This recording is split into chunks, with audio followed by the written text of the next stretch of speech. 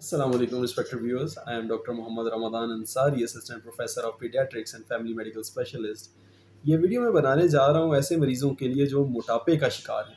उनको मैं ये समझाने की कोशिश करूँगा कि मोटापा आपके दिल और गुर्दों को या आपके जिगर को किस तरह से नुकसान पहुँचाता है। बहुत सारे लोग ये समझते हैं कि जी मोटापे का दिल से क्या ताल्लुक है, दिल अपनी जगह काम कर रहा है और जिसामत मेरी अपनी जगह जो है वो बड़ी हुई है, या गुर्दों का क्या काम है जी मेरे जिस्म की हैयत के साथ।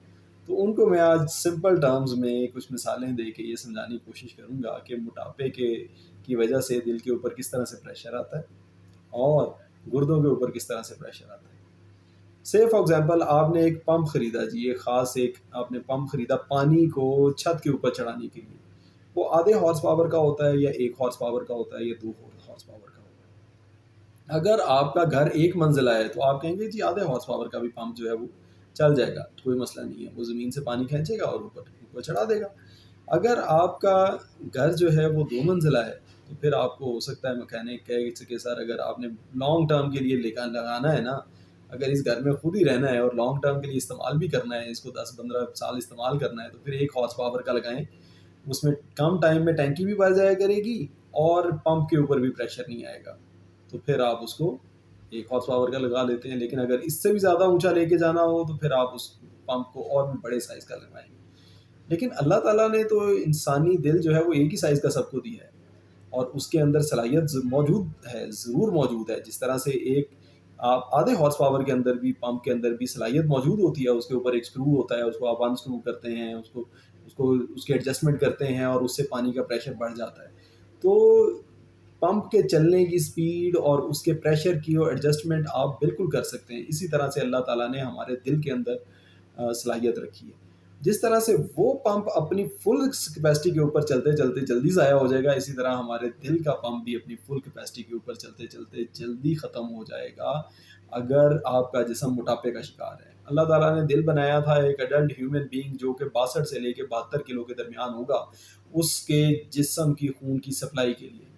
लेकिन हमने क्या किया, हमने ऊपर से मुरगन ग़िज़ाएँ, चिकनाई वाली चीज़ें और रिफ़ाइंड फूड्स खा खा के, स्टार्च वाली चीज़ें खा खा के हमने क्या किया, चीनी वाली चीज़ें, मीठी चीज़ें, cold drinks, juices P P के हमने अपना वज़न कर लिया 100 केजी। अब वो 100 केजी जो है वो आपका एरिया है, आपका वॉल्यूम है। उस वॉल्यूम के अंदर उसी दिल ने जिसको अल्लाह ताला ने 62 से 72 किलो के लिए बनाया था, उसने अभी 100 किलो के गोश्त के अंदर, चर्बी के अंदर खून की गर्दिश करनी है। तो डेफ़िनेटली उसको अपनी कैपेसिटी बढ़ानी पड़ेगी, उसको ज़्यादा ज़ोर से पंप करना पड़ेगा, उसको ज़्यादा दफ़ा पंप करना पड़ेगा, ज़्यादा ज़्यादा फ़ोर्स से और ज़्यादा फ्रीक्वेंसी से जो है वो बीटिंग करनी पड़ेगी दिल को। और इसके साथ फिर दिल के ऊपर आहिस्ता-आहिस्ता असरात आएँगे। और फिर आगे जो नालियाँ हैं, उन्होंने क्योंकि नालियों के अंदर जो खून का प्रेशर है, वो डिसाइड करेगा कि खून आगे कितनी दूर तक जा सकता है। वो आहिस्ता-आहिस्ता प्रेशर बढ़ता जाएगा ताकि आपके जिस्म के अंदर, चर्बी के अंदर और गोश्त के अंदर जो कि आपने बहुत फुला लिए हैं अभी, उसके अंदर तक जाके खून की गर्दिश हो सके। खून की नालियों के अंदर प्रेशर होगा तो आगे जाएगा।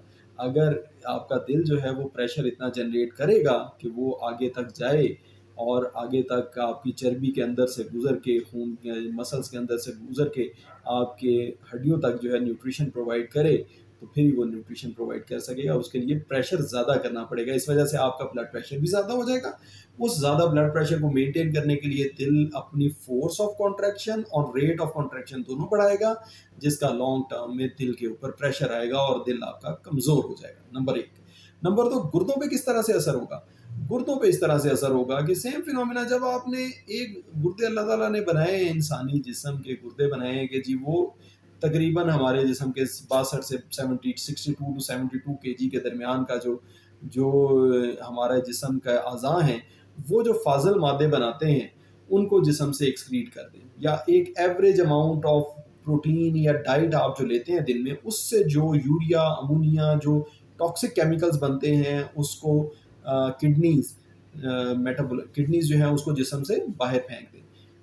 तो यहाँ की हद तक तो ठीक है, लेकिन अगर आप डेली अपनी जो रिक्वायरमेंट है उसका उससे 200% यानी उससे पूरा एक्स्ट्रा 100% ज़्यादा डाइट खा लेंगे, 100% ज़्यादा सॉल्ट्स ले लेंगे, 100% ज़्यादा प्रोटीन ले लेंगे, 100% ज़्यादा ग्लूकोज ले लेंगे, 100% ज़्यादा منرلز لے لیں گے تو وہ کڈنی ڈیفینیٹلی اس کو نکالنے کے لیے کڈنی کو ایکسٹرا کام کرنا پڑے گا.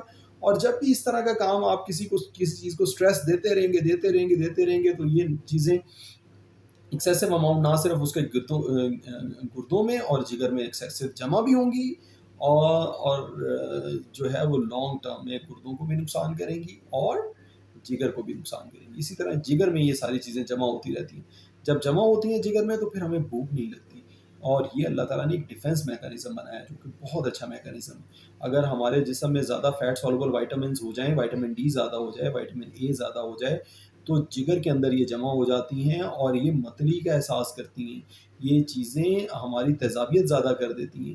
یہ چیزیں ہماری سیٹائٹی جلدی اچیو, یعنی ہمیں بھوک لگتی نہیں ہے. بھوک اگر لگتی ہے تو بہت تھوڑی سی لگتی ہے. تھوڑا سا کھانے سے ہمارا جو ہے وہ پیٹ بھر جاتا ہے. ہم کہتے ہیں یار بھوک ہی نہیں ہے میرا جو ہے. اور یہ اکثر انہی لوگوں میں ہو رہا ہوتا ہے جو موٹاپے کا شکار ہوتے ہیں, جن کے جگر سینس کر رہا ہوتا ہے کہ بھئی مجھے تو کھانا کھانے کی ضرورت ہی نہیں ہے, میرے اندر تو ایڈیکویٹ اماؤنٹ آف نیوٹریشنز موجود ہیں, لیکن وہ جگر کے اندر سٹور ہی رہیں گے تب تک وہ استعمال نہیں ہوں گے جب تک آپ ایکسرسائز نہیں کریں گے. جب آپ ایکسرسائز کریں گے, آپ ہیلدی ڈائٹ کھائیں گے, وہ ریلیز ہوں گے جگر سے اور وہ اپنی ریکوائرڈ جگہ پہ جا کے کنزیوم ہوں گے.